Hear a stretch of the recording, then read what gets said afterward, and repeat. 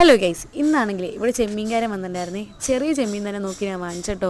ഇന്നിപ്പോൾ എന്താ ഉണ്ടാക്കാൻ വേണ്ടി പോകണമെന്നല്ലേ, ചെമ്മീൻ ഉലർത്താണേ. കുറേ ആയി ഇൻസ്റ്റാഗ്രാമിൽ ഒരു വീഡിയോ കണ്ടിട്ട് സേവ് ആക്കി വെച്ചേക്കണേ. ചെമ്മീൻ കിട്ടുമ്പോൾ എന്തായാലും ട്രൈ ചെയ്ത് നോക്കണമെന്ന് പറഞ്ഞുകൊണ്ടിരിക്കുകയായിരുന്നു കേട്ടോ. ഇന്നാണത് നടന്നത്. അപ്പോൾ ചെമ്മീനിലോട്ട് ഉപ്പ്, മഞ്ഞൾപ്പൊടി, മുളക് പൊടി ഇട്ട് നല്ലോണം തിരുമ്പി വെക്കുക. ഇതെല്ലാവരും ട്രൈ ചെയ്തിട്ട് അടിപൊളി റെസിപ്പിയാണെന്ന് പറഞ്ഞ സാധനം കേട്ടോ. ഞാൻ ആദ്യമായിട്ടാണ് ഉണ്ടാക്കാൻ വേണ്ടി പോകുന്നത്. എങ്ങനെ ഉണ്ടാവുമെന്ന് എനിക്കറിയില്ല. എന്തായാലും വീഡിയോൻ്റെ അവസാനം ഞാൻ എന്തായാലും പറയാം കേട്ടോ. ചെമ്മീൻ പാൻ ചൂടായി വരുമ്പോഴത്തേക്ക് വെളിച്ചെണ്ണ ഒഴിച്ച് നല്ലോണം ചെമ്മീൻ ഫ്രൈ ചെയ്തെടുക്കാം കേട്ടോ. ആ പാനിലെ വെളിച്ചെണ്ണയിൽ തന്നെ നമുക്ക് വേപ്പില നല്ലോണം ഒന്ന് മൂത്ത് വരുമ്പോഴത്തേക്ക്, നല്ലോണം ഒന്നുമില്ല, ജസ്റ്റ് ഒന്ന് മൂത്ത് വരുമ്പോഴത്തേക്കും നമുക്ക് ചെറിയ ഉള്ളി ഇട്ട് കൊടുക്കാം കേട്ടോ.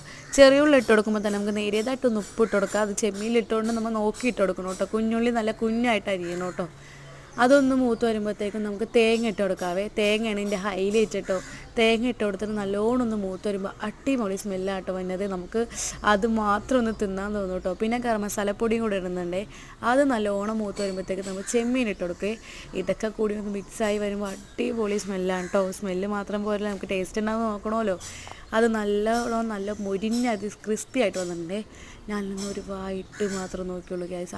അടിപൊളി ടേസ്റ്റാണ്. അതിൻ്റെ ഗ്രേവി തന്നെ അടിപൊളി. നമുക്ക് ചോറിനെ കൂടെ വേറൊരു കറി വേണ്ടി ഇത് മാത്രം മതി. അപ്പോൾ അത്രയുള്ളൂ. ചാച്ചാ, ഇഷ്ടപ്പെട്ടാൽ ലൈക്ക് ചെയ്യണേ.